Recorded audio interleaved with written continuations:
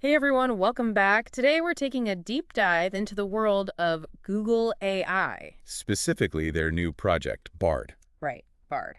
And we're lucky enough to have gotten this amazing interview with the team behind it. It's really incredible stuff, even for those of us who follow AI pretty closely. Yeah, even for me, and this is what I do. I mean, what Google is doing with BARD is really changing how we think about AI and information. Okay, so let's jump right in. What is it about Bard that's so different from other AI models like ChatGPT? What makes Bard Bard? Well, if you ever felt like talking to an AI can be a little, Robotic? yeah, exactly, robotic. Google wants to change that with BARD. Make it more human. More human, more natural, and like a conversation. In fact, they actually gave this example. Imagine you're asking BARD about the best pizza place nearby. Okay, I'm listening. So BARD can pull up all the usual stuff, reviews, locations, but it can also factor in things like what the traffic is like right now. Oh, wow. And even things like, is it usually a noisy place if you mention you want somewhere quiet, that kind of thing. No. So it's like having a friend who just knows everything. That's the idea. Yeah. And all of that is happening in real time, Yeah. which is a huge difference from other AI models. Okay, so explain that a bit more, the real-time thing. So a lot of AI models out there are trained on this one big data set, and then that's it, they're done learning. But BARD is different, Bard is constantly learning. constantly, because it's pulling from Google search, and that's always being updated, right? So BARD is always getting the newest info, which means it can give you answers that are, well, Way more relevant to what you need right now. you got it. It's not just spitting out what it memorized months ago, it's thinking. Thinking on its feet. Yeah. And this is where the tech gets really impressive. They're using transformer architecture, which Google actually developed. And it's this architecture that's specifically designed to handle tons of different tasks and types of data. Not just text. Right. Not just text. Images, audio, videos, all of it. So, I mean, how does that even work? What's going on behind the scenes to make all that possible? It's pretty amazing when you think about it. Google has these custom AI chips called TPUs, tensor processing units. Yep. And these things are incredibly powerful, designed just for AI. But it's not just the chips. They had to build this whole massive network to connect the chips and train the models on. And we're talking models with billions with a B of parameters. Wow, that's a lot of brain power, so to speak. But I have to ask, all that computing, it must use a ton of energy. That's a great question, and you'd think so, right? But Google is really focused on making the whole system really energy efficient. How do they do that? Well, they do things like parameter compression, which is a way of basically packing more information into a smaller space so it takes less energy to process. And they also use something called distributed learning, which basically spreads the workload across a bunch of machines instead of just one. Clever. So they're balancing this insane processing power with a commitment to being sustainable. Exactly. They're really thinking about the big picture. That's impressive. Okay. But how does Bard actually understand what we're saying? And how does it know how to respond in a way that makes sense? It seems like one thing to have all this data, but it's another thing to actually be able to use it, like have a real conversation. That's where the training comes in. You know how you train a dog, but instead of tricks, you're teaching it to understand language. Okay, I get it. They start with these pre-trained models, which have already been fed like a crazy amount of data. I mean, think the entire internet's worth of text. Oh, wow. Yeah. But then the key is that BARD keeps learning. Every single interaction someone has with it, BARD is getting better at understanding, The nuances of what we're saying. yeah. Right. And because BARD is hooked up to Google Search, it doesn't need these big retraining sessions. It's always got the latest info. It's like it's always studying, always learning. So for our listeners out there who are developers, how accessible is all of this? Can they actually use Bard in their own projects? Absolutely. Yeah. That's one of the coolest things. Google has made BARD really accessible through APIs. Okay, APIs. Which are these things that let your software talk to Bard? And they're compatible with, all the common programming languages like Python and Java. So you don't have to be a Google engineer to use BARD, basically. And the best part is you can actually add all kinds of really powerful features to your projects. Like what kind of features? So you can have your app generate text, analyze the meaning of sentences, even combine different types of data like text and images. That's incredible. But hold on a second. Google gets a ton of traffic across all its products. Mm, I mean, millions and millions of people are using Google all the time. So can BARD really handle that? What if everybody starts using BARD? that's a great question. And it's where the tech gets really wild. They're using what's called a distributed architecture, which is like, Like having a bunch of chefs all working in the same kitchen instead of just one. yeah, perfect analogy. It's not just one giant Bard brain doing everything. It's spread out so it can handle a lot of traffic. So they're distributing the workload to make sure it runs smoothly. Smart. Okay, but with all this power, there must be some safeguards in place, right? I mean, how is Google making sure Bard is being used responsibly? This was a big part of what they talked about in the interview. They have all these filters to block things like inappropriate content. Okay, that makes sense. And these systems that are always on the lookout for suspicious activity. And on top of all that, there are actual humans who are overseeing things just to make sure nothing goes wrong and that Bard is being used the right way. So they're taking it seriously, they understand the power of this tech and are making sure it's not misused. Exactly. They're also very serious about privacy. They want to make sure that people can use Bard without having to worry about their personal info being shared or anything. So no worries about privacy. Well, they've got really strict rules about how data is collected and used. They're not messing around when it comes to privacy, which I think is a good thing. I agree. But, even with the best systems, sometimes things slip through the cracks. So how does Google deal with those moments when, Bard might give a response that's inaccurate or maybe even problematic? They've got this whole feedback system. If a user sees something that seems off, they can report it, and then a team of experts reviews it. So they're constantly getting feedback and making adjustments. Yes. It's like this never-ending loop of getting better, making sure Bard is as accurate as possible. And remember, all of this is just the beginning. Okay, I like where this is going. So what's next? What's the future of Google AI? What are they working on now?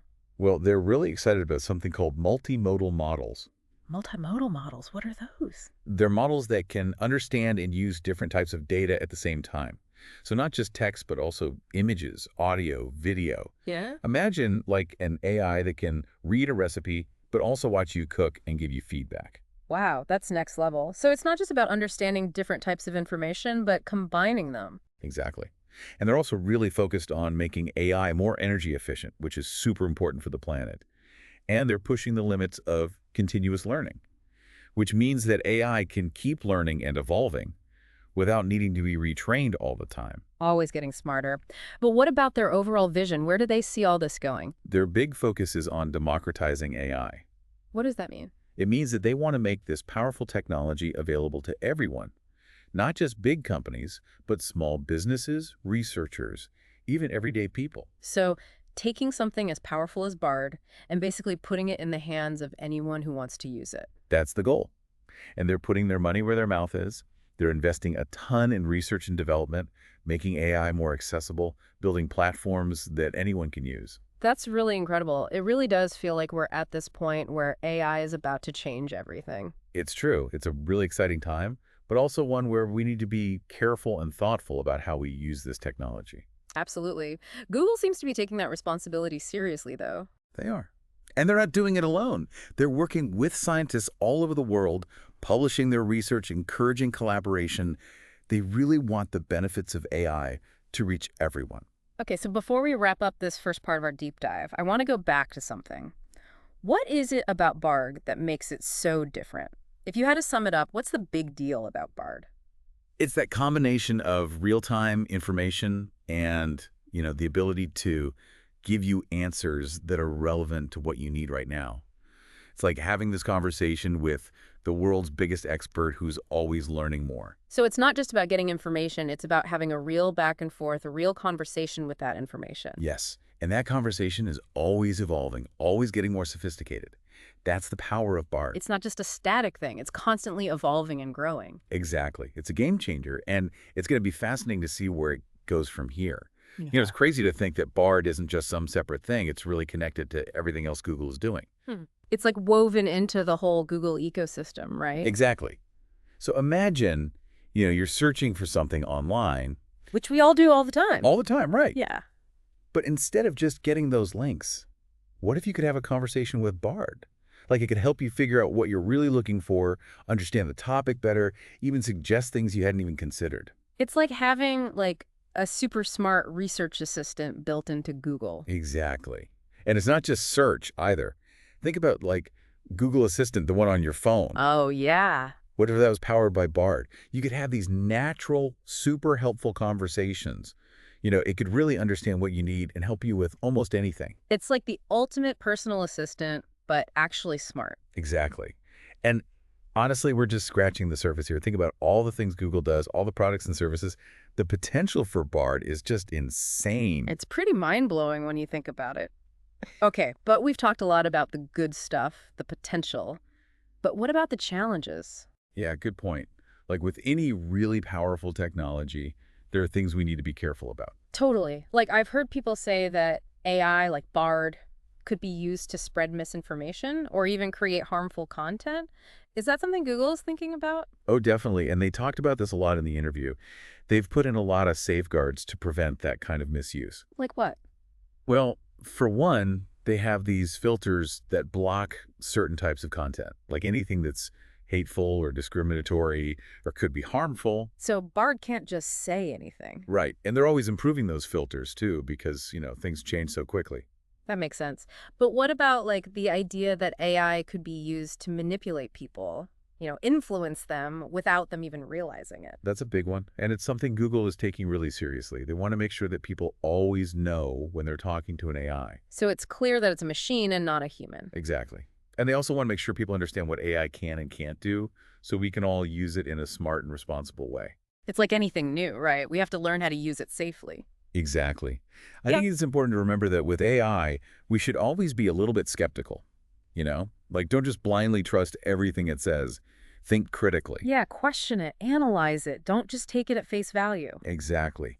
AI can be an amazing tool, but we have to remember it's still just a tool. It's up to us as humans to decide how we use it. Okay, I love that. So we've talked about the risks, but let's go back to the positive side. One of the things that really excites me about Bard is its potential to unlock human creativity. Yes. It's not just about AI doing things for us. It's about AI helping us do things we never thought possible. Right. Like, imagine a world where AI can help us come up with new ideas, solve problems in totally new ways, create art and music and literature that would be impossible without it. It's like having this creative partner, but one that can push us beyond our limits, help us see things from a totally different perspective. And this isn't just some far-off future, it's happening now. There are already AI systems that can write music and poetry, generate images and videos that look real. It's incredible. And it's not just for professional artists or anything. AI can help everyone be more creative. Like even me. Even you. Think about it. You could use AI to design your dream house, or write a song for someone you love, or come up with a business idea. The possibilities are limitless. All right, I never thought about it like that. Okay, this is blowing my mind a little bit. That's the thing about Bard. It's not just this tech thing. It can really help us tap into our creative potential as humans. But it's important to remember that AI is still like a reflection of us, right? That's a great point. The way we design AI, the data we feed it, how we use it, all of that reflects our own values and biases. So if we want AI to be a force for good, we have to be really careful about how we develop it. Exactly. And we have to make sure that AI benefits everyone, not just a select few. It's a responsibility we all share, for sure. Okay, shifting gears a little bit. One of the things that really stood out to me in the interview was how much the Google team is focused on using AI to solve some of the world's biggest problems. Oh, absolutely. It's so inspiring to see them using this technology to tackle things like climate change, poverty, disease. They really want to make a difference. It's not just about cool gadgets, it's about actually making the world a better place. Exactly. They're using AI to develop renewable energy sources, improve healthcare in places that don't have access to it, personalize education so every kid has the best chance to succeed. Wow, it's incredible to see what they're already doing. And it's just the beginning. As AI gets more advanced, who knows what we'll be able to solve. It's almost hard to imagine. Okay, but it's not just up to Google, right? No, definitely not. We all have a role to play in shaping the future of AI. As citizens, as consumers, we need to stay informed, demand transparency from companies, advocate for ethical AI development. It's about all of us working together. Yeah, because the future of AI is something we're all creating right now. It's not set in stone. It depends on the choices we make. So we have to choose wisely. Absolutely. Yeah. Let's make sure we're creating a future where AI empowers people, solves problems, and makes the world a better place. I love that. Let's go with that. Okay, so we've covered a lot about what AI can do, but I want to talk about how AI is changing us. Yeah. How it's affecting us as humans. It's interesting, right? We talk so much about the tech behind AI, But what about the human side of it? How is AI changing us? Yeah, it's not just about the tools, it's about how we think, how we learn. It's changing our relationship with information. Think about how we get information now, you know. With Bard, it's not just about reading an article or watching a video. It's like you're having this conversation with a source of information, a source that's constantly learning and updating. It's a two-way street. Exactly. It's not passive anymore, it's active. And that changes everything. It's like instead of reading a textbook, you're having a debate with a professor, you know? You're really engaging with the information. Right. And you're shaping your understanding of it as you go, Yeah. which I think makes you realize, wow, I don't know everything. It's humbling, right? Yeah, but also exciting because now you have access to all this knowledge, all this information right at your fingertips. So it's having the world's biggest library in your pocket. Exactly. And it's not just about, knowing stuff. It's about what you do with that knowledge. Bard can help us make connections, see patterns, come up with ideas we never would have on our own. It's like having this brainstorming partner, but one that's way smarter than you. And one that's not afraid to challenge you, push you to think differently. Okay. But with all this amazing potential, we can't forget that AI is still a tool. And like any tool, it can be used in the wrong way. Absolutely. It's up to us to make sure we're using AI for good, for things that benefit everyone. So it's not just about the tech itself, it's about our intentions, our values. Right. AI can be incredibly powerful, but we have to make sure it reflects the kind of world we want to live in. A world where everyone benefits. One area where I think AI can make a huge difference is in education. What do you think? Oh, for sure. Imagine every student having their own AI tutor, one that knows exactly how they learn best, what they're interested in. It could completely change how we teach and learn. Make it more personalized, more engaging. Exactly. And it's not just tutoring. It's about creating these immersive experiences, using virtual reality, augmented reality, all that cool stuff to make learning fun and exciting. Yeah, so it's not just about sitting in a classroom listening to a lecture. Right. It's about making learning relevant, making it connect to the real world. But even with all the cool tech, we can't forget about human connection, Teachers, mentors, friends, those relationships are still so important. Totally. It's about finding that balance, right? The sweet spot between technology and human interaction. And I think that's the key to everything when it comes to AI. Finding that balance so we can harness the power of AI without losing our humanity. Right. We don't want to become robots ourselves. We need to hold on to our empathy, our compassion, our creativity. Those things are what make us human. And I think those qualities become even more important as AI becomes more advanced. They're what set us apart. Exactly. It's not about humans versus AI. It's about humans and AI working together. That's when the magic happens. And when you think about all the problems we're facing in the world, it's kind of amazing to think that AI could be part of the solution. It's true. Climate change, poverty, disease. AI has the potential to help us solve some of the toughest challenges we're facing. And Google seems really committed to using AI for good, which is encouraging. Yeah, it's not just about making money or building cool tech. It's about making a real difference in the world. And that's a responsibility we all share, right? It's up to all of us to make sure AI is used to create a better future, a future that benefits everyone. So let's choose to be optimistic, Let's choose to believe that we can use AI to build a more sustainable, equitable, and just world. Okay, I'm on board with that. Wow, we've covered a lot in this deep dive. From the tech behind Bard to the ethical questions to the incredible potential of AI. It's been a wild ride. It really has. And I hope you, our listener, have found it as fascinating and thought-provoking as we have. If you want to learn more, we've got links to all sorts of resources in the show notes, so be sure to check those out. And keep exploring. AI is constantly evolving, so stay curious, stay informed, and keep asking questions. That's it for this episode of The Deep Dive. Thanks for joining us. Until next time, keep exploring the amazing world of AI. And remember, the future is ours to create.